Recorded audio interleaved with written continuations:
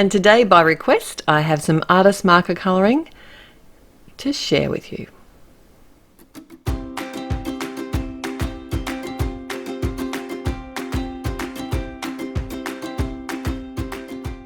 Hi, it's Therese from Lostinpaper, and I'm here with a painted flower from Altenew. And this video is by request. I did a very similar flower arrangement recently and had lots of comments about wanting to see how the colouring was done.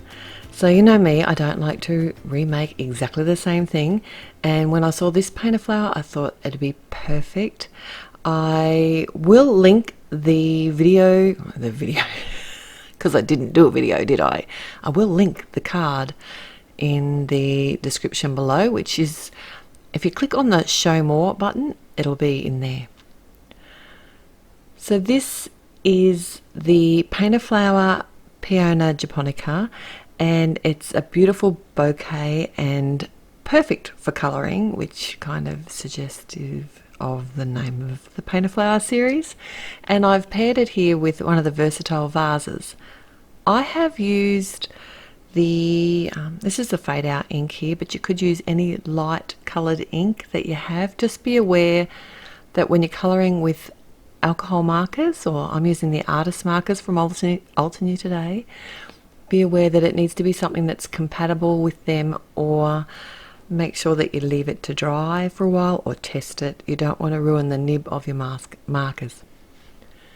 So I've included a lot of the colouring here today, but obviously not all of it, and I've kept portions of it in real time just so you can see exactly what I'm doing. So the vase is where I'm starting first. Now I want this to look like it's transparent, so I have just coloured in the edges of the vase, and then I've drawn the water in. I am using the blue-green colours here, and there is quite a discrepancy between these two colours, so I am coming back and forth and blending them. I'm also using the tip-to-tip technique with the brushes to get a variance of the colour. I'm adding my shades along the edges of the water and also along the edge of the glass. There's no right or wrong here. You could use whatever colours you want as well. I just thought these colours worked best for glass. The Altenew artist markers don't have all of the colours that they have for their inks, but you could certainly make whatever you have work here. So obviously the water section is going to be darker than the glass at the top, and there is going to be a few bits and shadows. I am being a little bit fussy, but I'm not being overly fussy. I'm not trying to make this look real. I wish I could colour like that, but I have been practicing. I really enjoy using these artist markers. I have been doing a lot of watercolouring lately, so it was nice to get these out again and play with them. I've got most of the re-inkers, but I do need some. I've got a little list here that I need to get made up on my next order. Because that's the great thing, you can also do techniques with the re-inkers as well as re-ink your markers, and you can also replace the nibs on these markers as well. So even though they're a little bit more expensive than some other markers on the market, they are something that you can keep and reuse and refill, and they're going to last a very, very long time. So I did actually look at how long this video took me in time-wise for the colouring here, and in total the colouring for this image with the flowers was 2 hours and 45 minutes. So this is not for the faint-hearted. But if you enjoy colouring like I do, then every minute was worth it. I added the stems for the flowers just directly into the water, and I did make them a little bit darker on the top portion before they hit the water. Then I decided to go back to real-time colouring here again, just to show you a few of the petals of the flower, and then I'll speed it up again. I'm only going to show you the colouring of one of the flowers, and just in case, I'm not sure if you're aware, but if you are watching a video on YouTube and it's too fast for you to catch the intricacies, then you can actually slow the videos down. But I would suggest to mute the sound unless you like to hear the voice in slow-mo, which is kind of weird. So beware. So the pinks that I've used here are kind of those the real pale corally pinks. So these are the same colours as the other card that I had made, and I thought that made it easier by using the same colours. Because I had so many requests to see that card in a video, I thought it was just easier to actually use the same colours here. And the flower set that I used for that was the Beginner Builder, and it's a stunning building bouquet set. It actually has a large twig and you can add flowers to that, or it's a lovely set, that one, and worked really well with these colours as well. I brought the yellow from the flowers from the centre and a little bit out to the petals.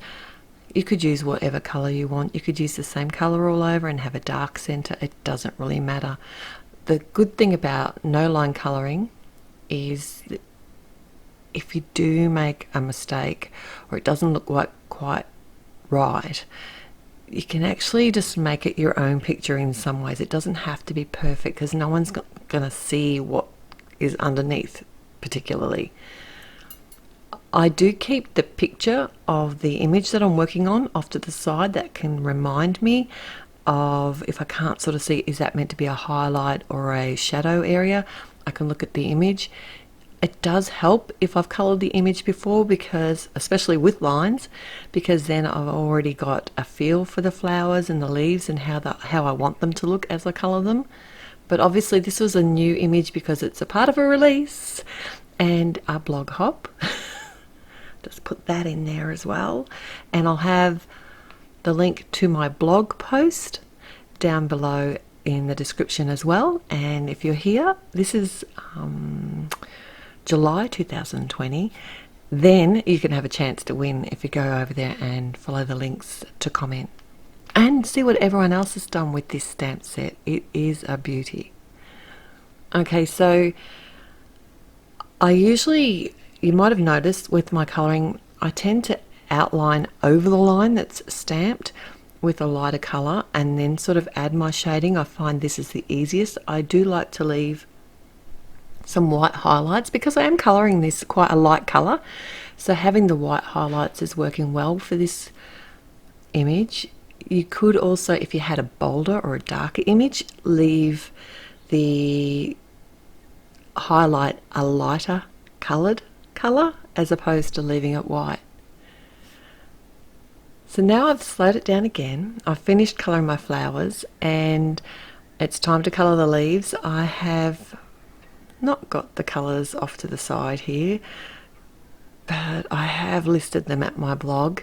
So these are they're kind of a different, like I've used 3 different greens here and they're not the matchy ones. I've just sort of grabbed the ones that I thought would work well together. I did want them to be quite a deep colour, so even though when you first look at them they don't blend well together, they actually do. And that's one of the great things about alcohol markers, is that it can actually blend colours that weren't particularly meant to blend together.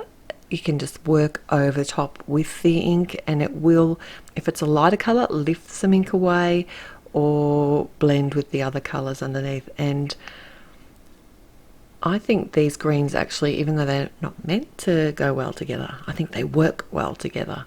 So use what you have and see, just practice on a single image rather than a big bouquet 2 hours and 45-minute image. Just maybe do a couple of flowers that you've coloured before so you have a feel for them, and don't be too hard on yourself. It's only a piece of paper. What's the worst that could happen?